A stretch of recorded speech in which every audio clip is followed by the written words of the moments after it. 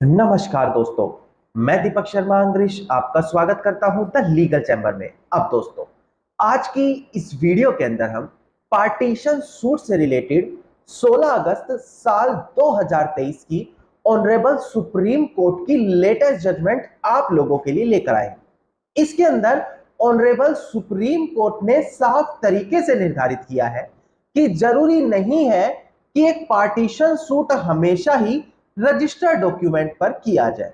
उसको प्रॉपर तरीके से डॉक्यूमेंट्स पर उतारकर प्रॉपर तरीके से रजिस्टर्ड करवाना अनिवार्य नहीं होता।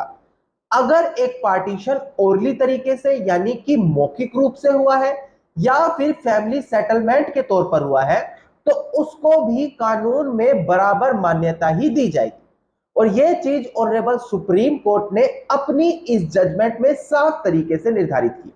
अब रेलिवेंट जजमेंट में एक बेटी उठकर संपत्ति में हिस्सा मांग रही थी और इस क्लेम को कर रही थी कि पहले प्रॉपर्टी पर कोई भी बंटवारा नहीं हुआ, क्योंकि मौखिक रूप से किया गया बंटवारा, सेटलमेंट के थ्रू किया गया बंटवारा एक्सेप्टेबल नहीं होना चाहिए। अब दोस्तों, इसी चीज के संदर्भ में ऑनरेबल सुप्रीम कोर्ट ने अपने इस पॉइंट को साफ तरीके से क्लियर करके दिया। इसके अलावा इससे पहले भी साल 2020 में ऐसे ही एक जजमेंट आ चुकी है जहां पर यही निर्धारित किया है कि अगर आप संपत्ति पर किया गया मौखिक बंटवारा साबित करना चाहते हैं तो क्या क्या रेलिवेंसी चीजें होती हैं जिनके थ्रू आप उस मौखिक बंटवारे को साबित कर सकते हैं। और ये सारी की सारी चीज मैं आज की वीडियो में आप लोगों को कवर करके देने वाला हूं। अब दोस्तों, अगर आप लोगों को हमारी ये वीडियो अच्छी लगती है, आप लोगों को हमारी तरफ से किए गए एफर्ट्स अच्छे लगते हैं, तो मेरा आप लोगों से अनुरोध है वीडियो को आप लाइक जरूर करें और साथ ही साथ अपना वैल्यूएबल कमेंट सेक्शन में जरूर लिखें। तो चलिए दोस्तों, अब आज की इस वीडियो को हम ज्यादा लंबा ना करते हुए आज की इस वीडियो को स्टार्ट करते हैं।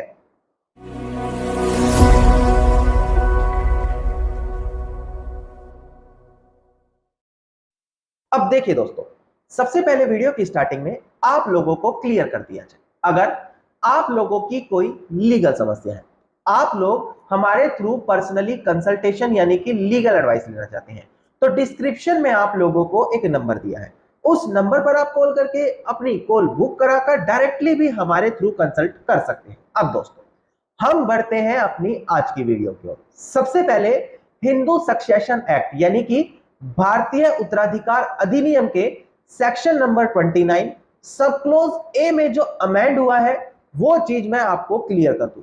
कारण यूं है क्योंकि लेटेस्ट जजमेंट में एक बेटी इस अमेंडमेंट का सहारा लेते हुए पहले किए गए पार्टीशन को चैलेंज कर रही थी। और मैं आपको साफ बता दूं कि अगर साल 2005 के संशोधन से पहले पारिवारिक संपत्ति का कोई बंटवारा हो गया है तो उस बंटवारे को चैलेंज करके बेटी या महिला अपने हिस्से की मांग नहीं कर सकती।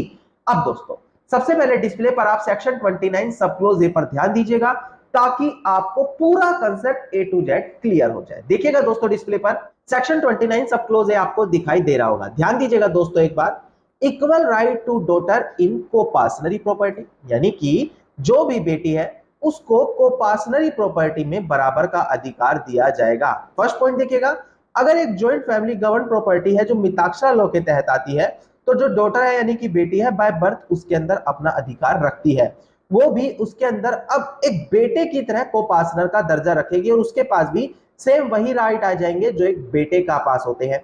इसके अलावा यहां पर सेम लाइबिलिटीज और डिसेबिलिटीज उनकी बेटे की तरह उस कोपार्टनरी प्रॉपर्टीज में आ जाएगी। सेकंड पॉइंट देखिएगा, एट अ पार्टीशन यानी कि अगर ऐसी कोई जॉइंट फैमिली प्रॉपर्टी में बंटवारा होता है तो उसको भी बराबर का शेयर दिया जाएगा जो बेटे को मिलना चाहिए।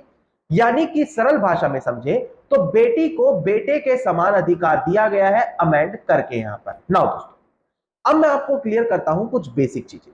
1956 जब यह हिंदू सक्सेशन एक्ट एप्लीकेबल हुआ, 2005 इसमें संशोधन किया गया, अमेंड किया गया, फिर 2016, 17, 18 में बड़ी महत्वपूर्ण जजमेंट आई जैसे कि फूलवती और दनामा वाला मैटर आ गया। इसी प्रकार से बड़ी बड़ी महत्वपूर्ण जजमेंट आ गई यहां पर।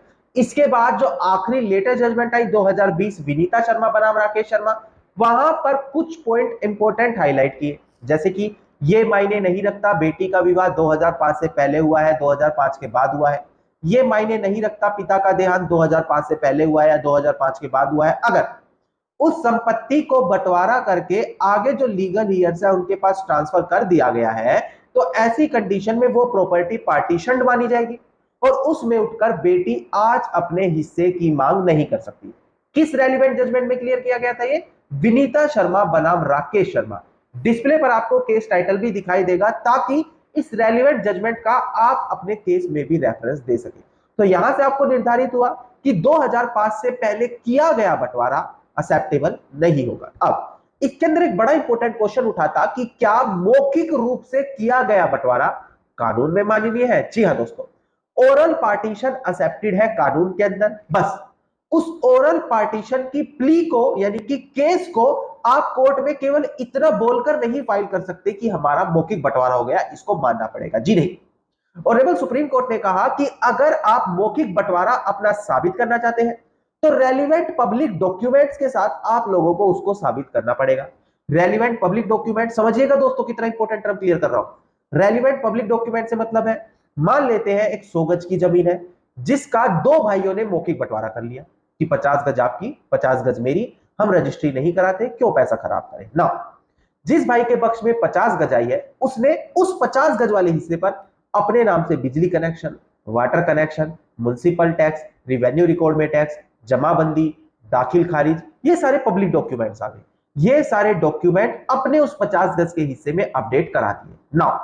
अब जब कभी भी कोई कोर्ट में ओरल पार्टीशन साबित करना चाहेगा तो ये सभी डॉक्यूमेंट्स कोर्ट में लगाए जाएंगे ताकि ये चीज एस्टेब्लिश की जा सके, देखिए हमारा तो पहले ही मौखिक बंटवारा हो गया था, इसी के बाद जो हमारा हिस्सा बना है उसके अंदर हमने सभी सरकारी रिकॉर्ड पब्लिक डॉक्यूमेंट्स में अपना नाम चढ़वा लिया है।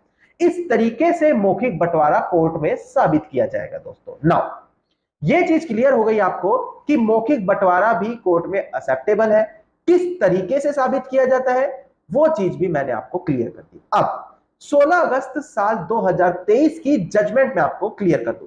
सबसे पहले डिस्प्ले पर आपको केस टाइटल दिखाई देगा, उसके बाद केस के फैक्ट और बैकग्राउंड क्लियर करूंगा और आखिर में ऑनरेबल सुप्रीम कोर्ट ने क्या कहा वो पॉइंट भी आपको क्लियर किया जाएगा दोस्तों। डिस्प्ले पर ध्यान दीजिएगा दोस्तों, केस टाइटल आपको साफ साफ दिखाई दे रहा होगा।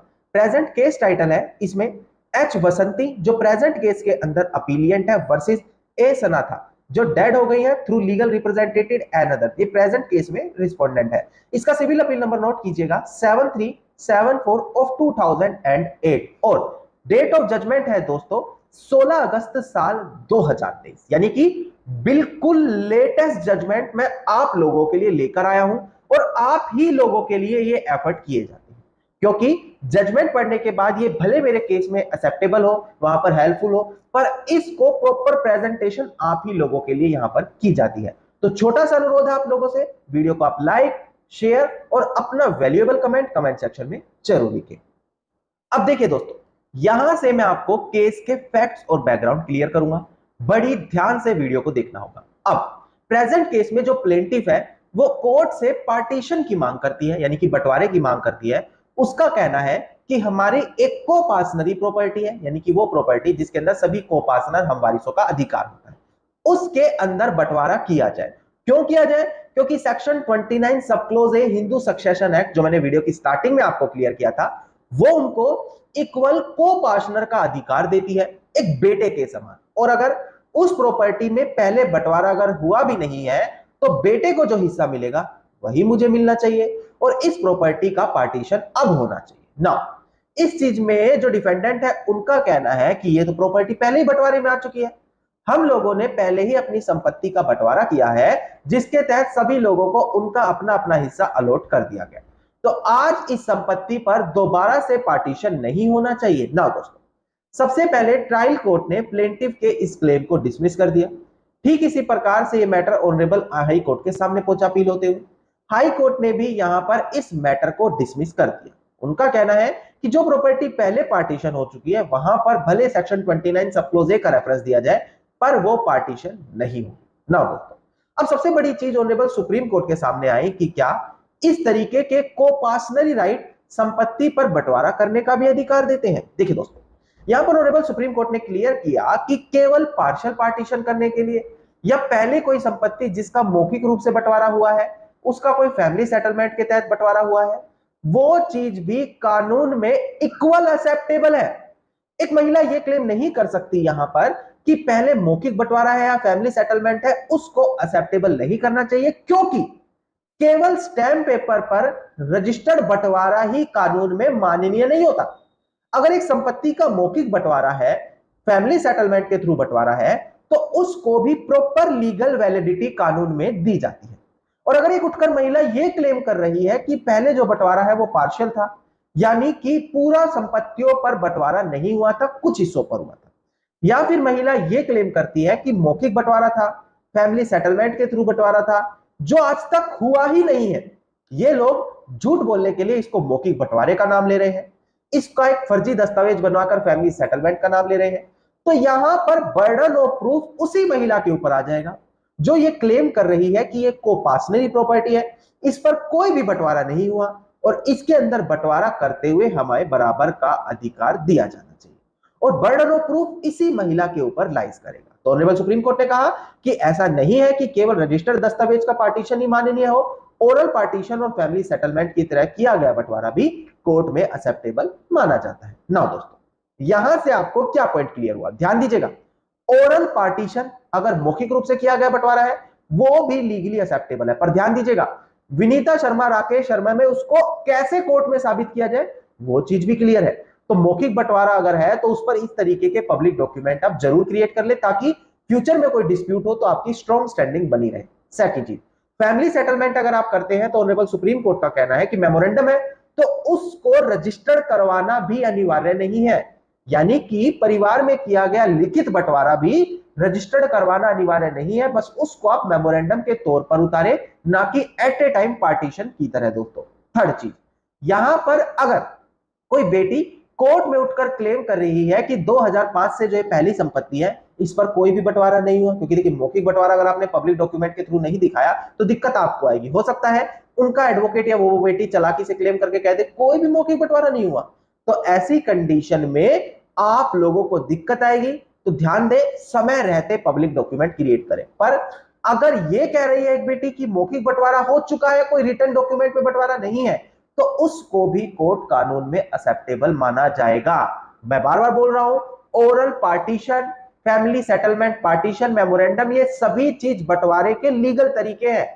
केवल रजिस्टर्ड तरीके से पार्टीशन डीड करके पार्टीशन सूट डालकर ही प्रॉपर्टी का बंटवारा नहीं किया जाता, और यही चीज ऑनरेबल सुप्रीम कोर्ट ने इस रेलेवेंट जजमेंट में क्लियर की है। दोस्तों धन्यवाद। दोस्तों उम्मीद करता हूं वीडियो के अंदर मिली जानकारी आप सभी लोगों के लिए बेहद ज्यादा लाभदायक साबित होगी।